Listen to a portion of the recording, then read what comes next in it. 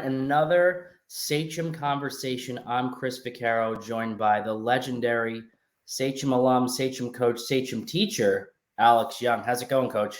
Morning, Chris. Everything's going real well. It's great to see you. Awesome. Well, I'm excited to chat about your life and career, your impact in our community, and the people who impacted you on your path. And you graduated from our schools, and you spent a lifetime teaching and coaching in our schools. And as I always say when I start these great conversations, this is meant to preserve history, oral history, from the people who lived it and helped make it and helped inspire the next generation. And all of these interviews will be stored on digital hard drives at the Sachem Public Library, and the hard drives that will also donate to Sachem East and Sachem North, as well as physical transcriptions of the text, so we can print it out and have a physical version, not just digital. So it's all meant to preserve, honor the past, inspire the future, and honestly just make sure we keep this community heading in the right direction and remember who we are. And I appreciate you and who you are and joining me today. So you got it. Listen, the history teacher in me thinks that this is a great project. Oral history is something that just can't be appreciated more than people could imagine. So great job to you. And for me, it's a lot of fun and a real privilege to be part of this project. Just watching the interviews of the coaches that you've already spoken to is incredible. I've enjoyed it a great deal. And so you're a product of our community. You graduated in the late 70s, which I feel like the more and more I study our history and learn about it, the late 70s is this golden era of Sachem. And while you're living in that moment, you may not experience that. You may not realize. I mean, you're young, you're impressionable. You're just trying to figure out who you are. Now we look back all those years later, that 77 through 79 graduating classes are some of the most successful, some of the most influential people, from the business world to lawyers and doctors and teachers and athletes. I mean, it's just incredible what we as a community produced, including yourself. When you were growing up in that time period, did you see sort of this community bustling at the seams to be great? We were absolutely the middle of this big population boom in Sachem. I'm part of one of those unique groups that went through. We were growing too fast for Sachem buildings. So buildings were popping up all over the place. My older siblings started at Gate Lot. I started at Nokomis. Then we ended up at Winona. Cayuga sprung up around the corner from our house. And when I began 7th grade, I was part of a group that went to Seneca as the only grade in that school. Following year, my class went to Sagamore. We were the only grade in that school. Year after that, we went to Samoset. We were only grade in that school. We're incredibly close, graduating class. In 10th grade, we were part of the split session group at Sachem North. So we started school at about lunchtime, again, seeing very little of the grades above us. So for 4 years, it was us, just that class of 77 going through. We were bonding. We knew we were unique because other groups before and after us really hadn't gone through that. Finally, in our junior year, we saw another grade for the first time in our secondary lives. I don't think that made us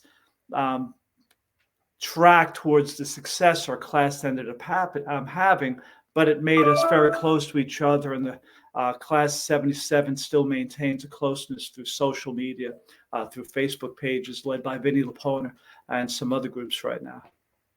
And how about even before high school? I mean, what was the community like growing up in the late 60s, early 70s, your elementary experience?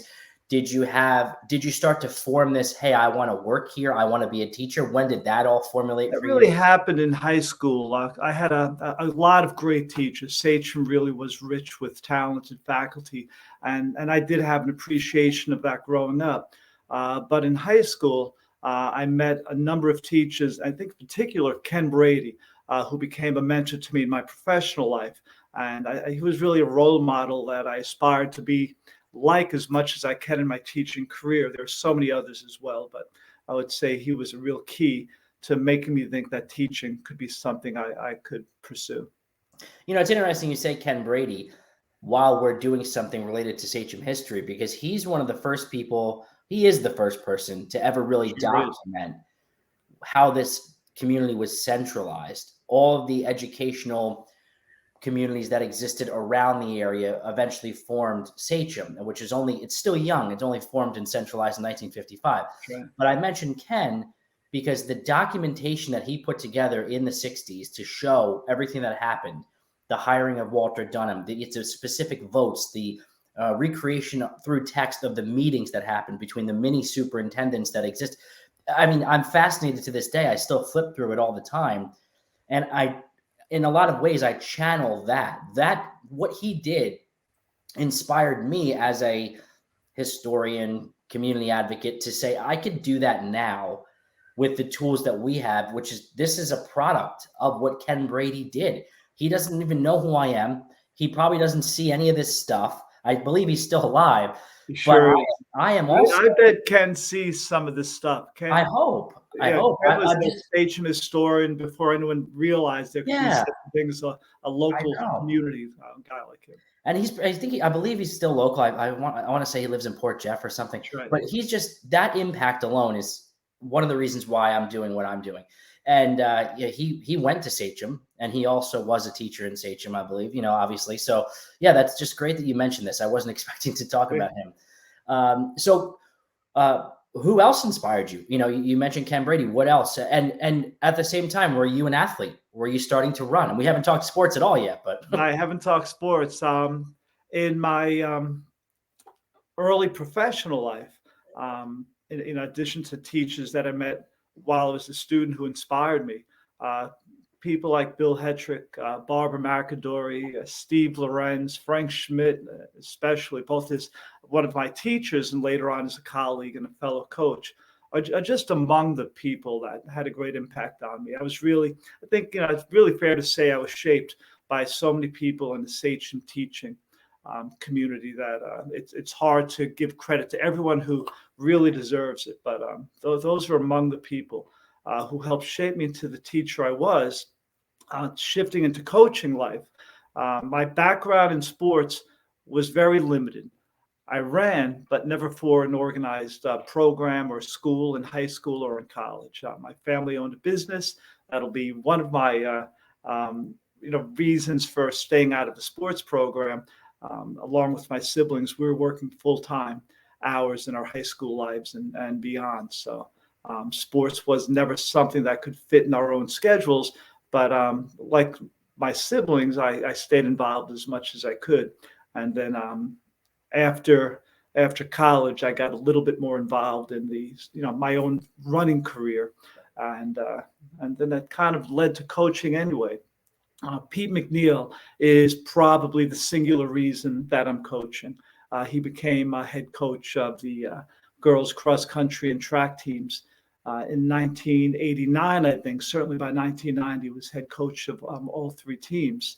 And he walked up to me one day in the hall and asked if I had ever thought about coaching. Pete and I go back a little bit more than that. We grew up on the same street in Lake Grove. So I was very aware, our families were friends. His siblings and mine grew up together. And while Pete was a few years older, we just knew each other well enough. We were at each other's houses enough in our young lives. So he knew that I was out there running a little bit. And he spoke to me, and I spoke to my wife that night and talked to Pete the following day, and I became a coach. So a little bit, I know it's a little bit more involved than that when you become coaching, but if Pete didn't walk up to me that one day when I was standing on hold duty, who knows? And like yourself, I mean, Pete McNeil is synonymous with Sachem track and field, crossing country, just Sachem running. Absolutely. He's also a Sachem alum, obviously Lake Grove guy like yourself, like me. Talk about him and his impact. And he's going to do one of these chats at some point soon, but I'd like when other coaches talk about the impact of other coaches, because the more and more people hear these, they realize you guys weren't off in your own little silos. You were all working collectively to make this place great in your own sports. And he's one of those guys that, brought you along. Pete's career is incredible. He was a high school star. He was the first county champion cross-country program ever had. He went on to a wonderful college career, and his post-college career is incredible as a professional runner who traveled, competed all over the world.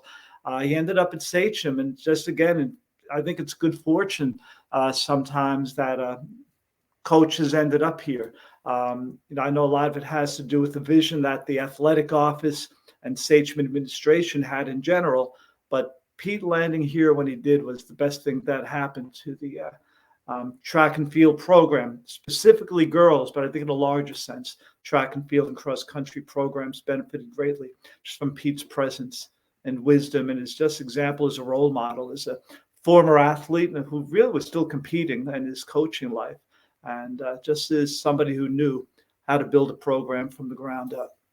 So around 1990, you're a coach. You're trying to figure this out. You're trying to obviously mentor and advise and guide and be a leader. You're also trying to figure out how to build something like a program and be consistent and eventually win and eventually make a heck of a lot of county champions and record holders. And when did you find yourself as a coach? And was Pete instrumental in helping you get there?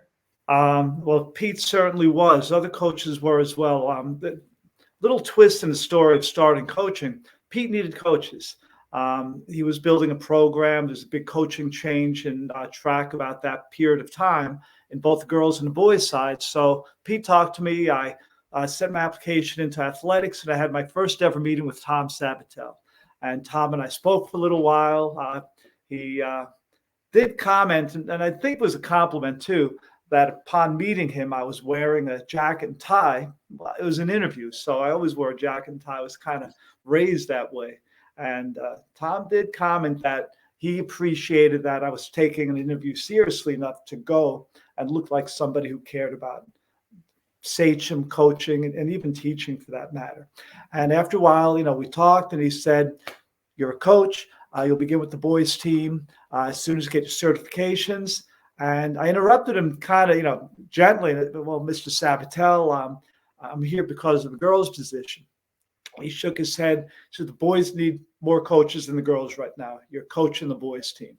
So Pete was looking for coaches, and I landed on the boys coaching side. So my first 3 years as a spring coach was with the boys team.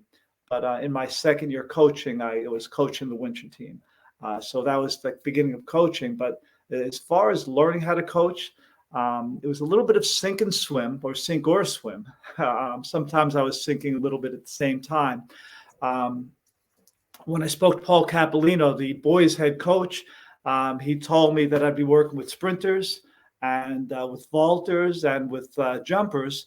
And he made it clear that it was up to me to come up with my coaching plan. It'd certainly be a resource, but it was time to get to work. So I dug in right away. At that same period of time, Pete and I always spoke. Kurt Paslow was a great resource for me, as was Charlie Johnson. But so was Fred Vaccaro, Frank Schmidt, Don Woolley, Ken Friedheim, Steve Lorenz were among the coaches that went out of their way to talk to me just about my teaching day, how I was transitioning to coaching, my own coaching philosophy, which was developing pretty quickly. Again, I have to give Tom Sabatel a lot of credit for that too. Certification courses were done live. I went to a class. My first course was a philosophy of coaching course taught by Tom Sabatel. The room was filled with coaches from all over Suffolk County who coached track and football, basketball, and wrestling. So a lot of coaches in different sports were talking about the kind of things that they believed would make them effective coaches. And Tom was leading those discussions. But back at Sachem, almost every day when I was getting ready to coach, Don Woolley would stop by the coach's office and we just talk. Sometimes about coaching, sometimes about anything that wasn't coaching. So I give those Sachem coaches a lot of credit for pulling me over and pulling me in and helping me to become the coach I think I became pretty quickly. Yeah, and when I've talked to many of those guys that you spoke about, and they all came up in the late 60s, early 70s, and by the time you're coming up, they were already established. Well established. These guys are legends, not just in Sachem. I knew I was getting a postgraduate kind of introduction to coaching, and these guys are fantastic. And so it's interesting when I talk to them about, the heyday in the 70s, they're building something they didn't yet know, but they were trying to make Sachem what it became. By the 90s, we weren't losing any. You start coaching in a program where you're like, all right, this is like a university. We just don't lose. And do you feel that inherent pressure of like, all right, this track and field, cross country, all the 3 seasons, we got to be good, and those guys helped you get there? And did you feel a pressure at all? I felt the pressure I felt was the pressure not to let athletes down. And I believed that was a lesson that I was learning very quickly. And I want to include Jack Mahoney and Mike Westcott, Mike Atkinson, as some of the coaches who were talking to me too. They were doing something really, really good at Sachem. And you're right, we were there. They built it. They laid a foundation, and I walked in, and athletes joined teams expecting certain level of success just because it was Sachem at that time. So I felt a little bit of pressure not to do a bad job, and I think, again, just with the help of the Sachem coaching staff, they got me there in a hurry. And I did my homework at home too. So, there's a lot of ways to improve as a coach, and I sought every avenue in which to become a little bit more effective at what I was doing. It seems like because there's so many athletes in track and field that you have to be a master organizer as a track and field coach, cross country coach. There's so much going on. If you're not understanding of track and field from a athletic perspective or a coaching perspective, you would go like, this is just a circus. There's so many people. You're there with your clipboard, with your stopwatch. You know exactly where it needs to be. How it's orchestrated long before you even get to a meet. It's understanding each individual athlete and their strengths and how that lines up so that you could actually score points on a team basis. It is not just about the individual who throws very far or runs very fast. It's how you put it together to score points to beat an opponent. And I think a lot of people lose sight of that if you're not on that team. So not only were you nurturing individual athletes, but your teams were winning, just as much as anybody in the county at your height. How did you stay so organized and figure out how to play the pieces correctly on this for the sake of the team? First, it helps to have a good coaching staff. You're hearing my dog right now in the background. She sees a squirrel outside. It's all good. We can. I don't think we should have a video with you without that dog in the video, right? I mean, that makes total sense. I'm sure she'll make an appearance shortly. Yeah. Now, going back to Pete and I, after my first year with the girls' winter program, so my first year on the coaching staff for the girls' side was assisting Pete in both winter and spring. We had already agreed ahead of time that in the following winter, I would become head coach. That was a position I've held consistently since the 1991-92 season. Pete and I played off each other this way, where the head coach is responsible for a lot of the paperwork. There's the bureaucracy of coaching as well. And there is a lot in track and field with anywhere from 17 to 20 or more events in a single meet. And so having Pete to work off of would give each of us a break in the other season where we could focus more on coaching and leave paperwork to the other coach. Organizing, you're right. We assess talent at the beginning of seasons. We tried to plug our athletes in where we felt they could both help the team score points in the championship season or the postseason, and also to make sure that they were kind of having fun along the way too. I always believe that athletes who came into track in their first seasons needed to find what they were good at, but needed to enjoy the process as well. And somewhere, we'd meet in the middle and find out what they were especially good at while they were challenging themselves just to learn more about the sport of track and field. So many of the athletes we've gotten over the years had very limited exposure to track and field before they got there. They might have known they were kind of quick and speedy, or they might have known they had a little endurance. But all of a sudden they show up and they learn that the and field part of the sport high jump, long triple jump, pole vault, shot, discus, hammer and weight throw, and race walking, among others, were elements of the sport. We wanted to be good in all of the events in any season that we were competing. So many all county champions, state champions, record holders at the county level and beyond, national competitions. I never ask about individual athletes, but there have been a ton of Division I athletes. There are Hall of Famers. There are people that have left their mark. One always stands out, maybe because I graduated with her, maybe because she's the first Olympian in Sachem history, and she's still competing to this day, winning her, whatever, I believe the 47th national title a couple weeks ago. Maria Michta is generational, one of those once-in-a-lifetime athletes. So I have to ask about her and her development. How did you see her grow? Could you imagine the height of success that she reached? In the beginning, no. Maria was one of those athletes who came from another sport. I think I could say that about, if not all of our top athletes, I would say most, they're product of not just running backgrounds, little track and field, but they're product of success in other sports. Maria was a soccer player, and Maria was motivated. She'll talk about this someday. Maybe you know this already. She was motivated by gymnastics Olympics competition. And when she was watching Olympics as a young girl, she saw a strong American squad winning gold medals, and she knew she wanted to go to the Olympics and win a gold medal someday. This was her dream, her vision. And she started through the soccer program. In high school, in her freshman year, she didn't make the soccer team she wanted to make. And she decided she would run cross country. And she joined the cross country team and joined the track team. She was a natural when it came to endurance.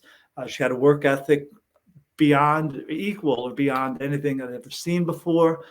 So positive in spirit, and set goals and had a belief and a determination to go after those goals. She wanted to go to the Olympics. She found race walk.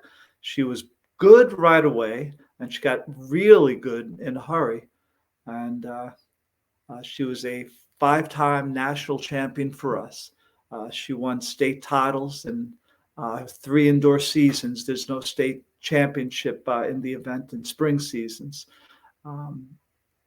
She continued training and competing on a college team that did not have race walking until she joined what is LIU Post, and their head coach promised that he would find her meets, and the school supported what she was doing.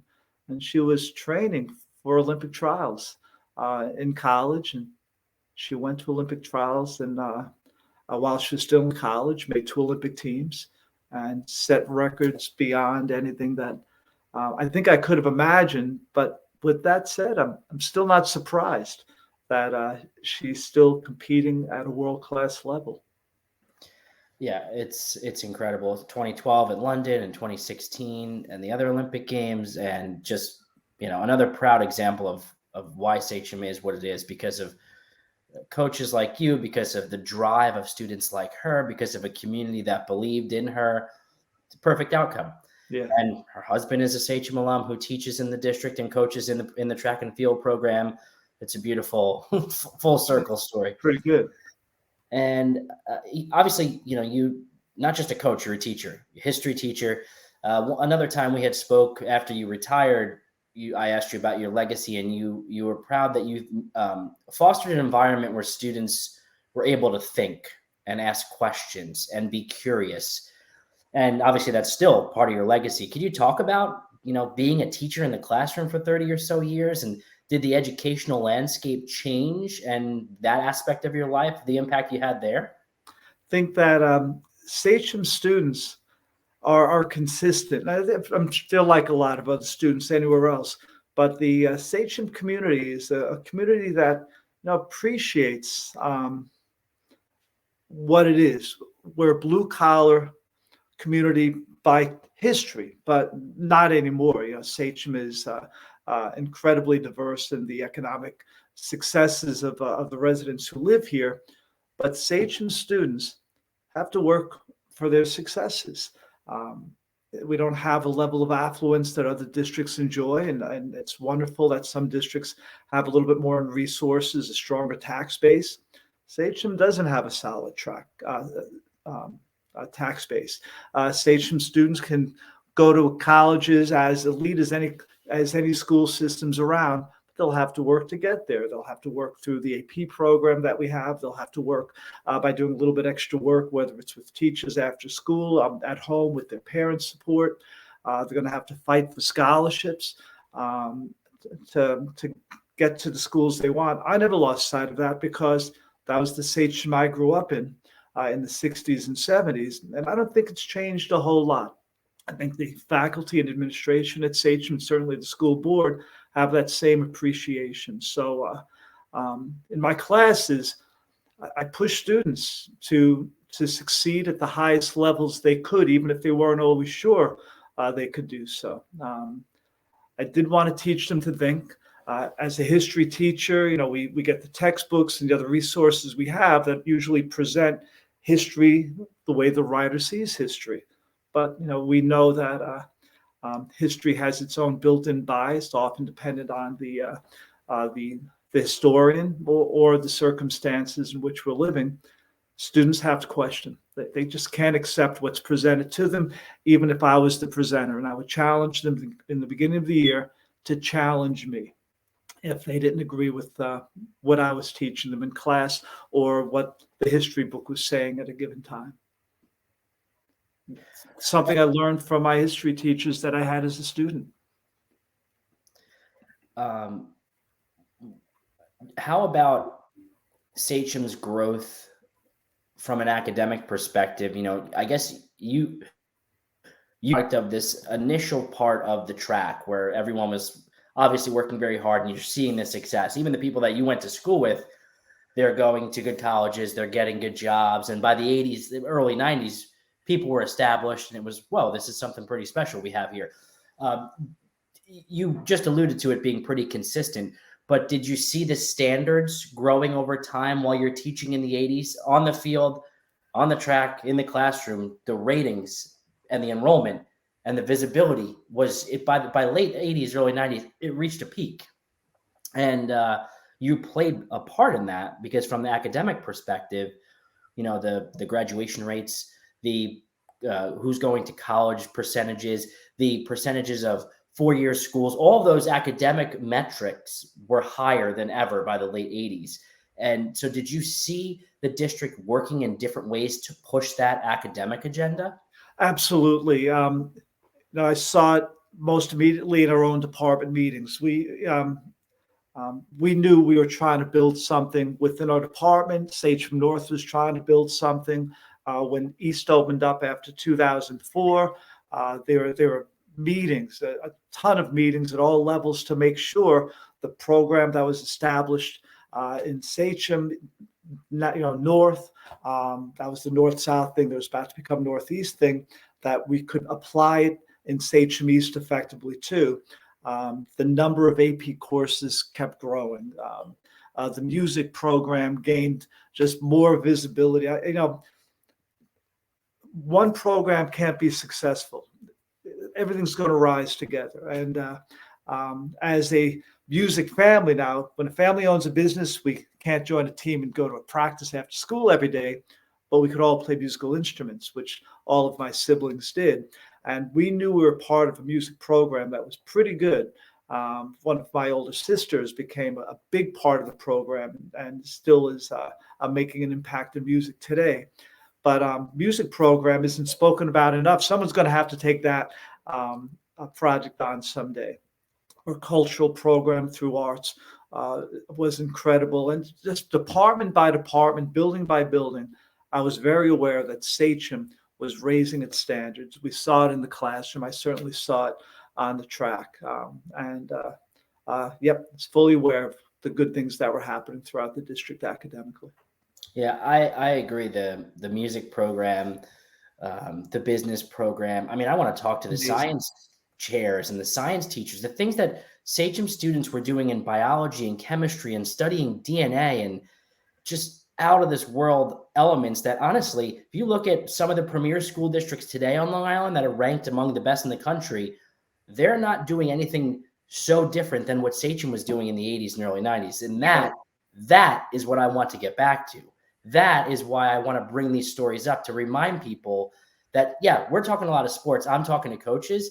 The reason why I wanted to talk to you towards the end of this about academics is because this district is just as good in the classroom as it was on the field. And we could be that again with the right formula. Yep. I get to walk through Sachem North every day and seeing how the science wings seem to be functioning as university laboratories in some cases, or listening to students who are talking about being published in their high school lives, not just writing papers that show up in a scholastic magazine, but being published with the guidance of the teachers around here, and the high level math successes we have in particular, and in calculus with one of the best calculus teachers in the nation working with students. Students walk into classes knowing that they're going to be pushed pretty hard. And you just mentioned walking through the halls still, you're coaching still. I don't know. Do you even know off the top of your head, do you have more coaching seasons now than arguably anybody in Sachem history? You're up there.